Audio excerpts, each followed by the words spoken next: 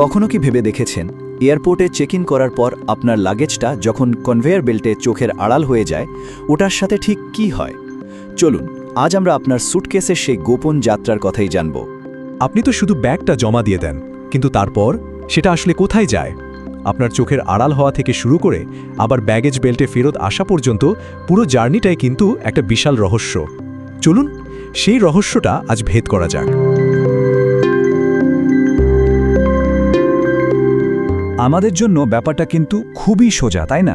ব্যাগটা জমা দিলাম আর গন্তব্যে পৌঁছে আবার নিয়ে নিলাম। কিন্তু এই দুটো সাধারণ ঘটনার মাঝেই পর্দার আড়ালে চলে এক বিশাল আর জটিল কারিগরি খেলা।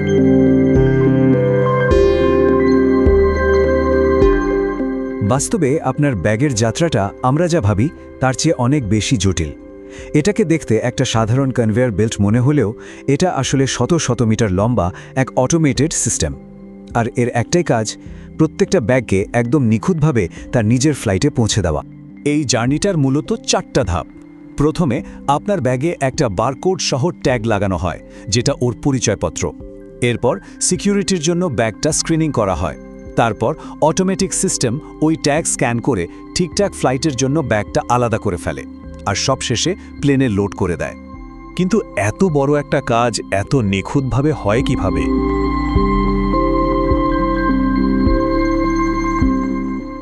এর উত্তরটা কিন্তু লুকিয়ে আছে প্রযুক্তির ভেতরে। আগেকার দিনে কি হতো? সব কিছু হাতে হাতে ট্র্যাক করা হতো, যেখানে ভুলের সম্ভাবনা ছিল অনেক বেশি।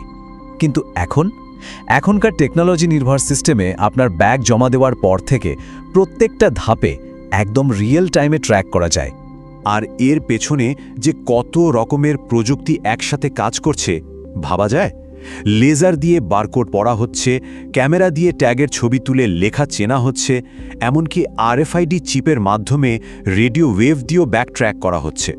সব মিলিয়ে এক বিশাল আয়োজন।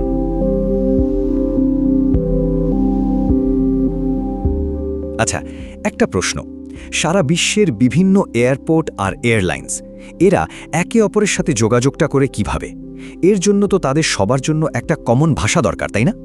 আর এখানেই চলে আসে ইন্টারঅপারেবিলিটি শব্দটা। জিনিসটা শুনতে একটু কঠিন মনে হতে পারে, তাই না?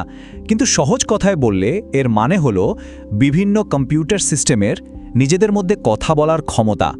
ধরুন ঢাকার এয়ারপোর্টের সিস্টেম যেন দুবাইয়ের একটা এয়ারলাইনের সিস্টেমের সাথে কোনো ঝামেলা ছাড়াই ডেটা আদান প্রদান করতে পারে।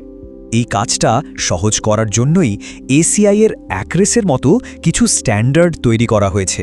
এটা আসলে একটা কমন ডেটা মডেল, যা নিশ্চিত করে যে লাগেজ নিয়ে সব এয়ারপোর্ট আর এয়ারলাইন্স যেন একই ভাষায় কথা বলে। এতে কোনো ভুল বোঝাবুঝির সুযোগই থাকে না।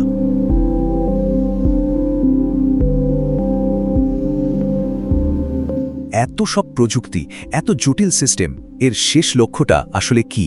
লক্ষ্য একটাই, যাত্রীদের জন্য পুরো অভিজ্ঞতাটাকে একদম সহজ আর টেনশন ফ্রি করে তোলা। আর এর সুবিধা কিন্তু সবাই পায়। যাত্রীরা নিশ্চিন্ত থাকেন, কারণ ব্যাগ হারানোর ভয় প্রায় থাকেই না। এয়ারলাইন্সগুলোর কাজ অনেক সহজ হয়ে যায়, আর এয়ারপোর্টগুলো অনেক বেশি ব্যাগ আর ফ্লাইট ম্যানেজ করার ক্ষমতা পায়, যা তাদের ব্যবসাকেও এগিয়ে নিয়ে যায়।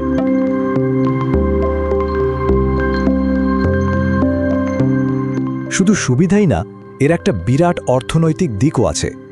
একটা কথা প্রচলিত আছে যে হারানো লাগেজের সংখ্যা কমানোর মানে হলো বিপুল পরিমাণ অর্থ বাঁচানো। আর এই প্রযুক্তি ঠিক সেই কাজটাই করছে।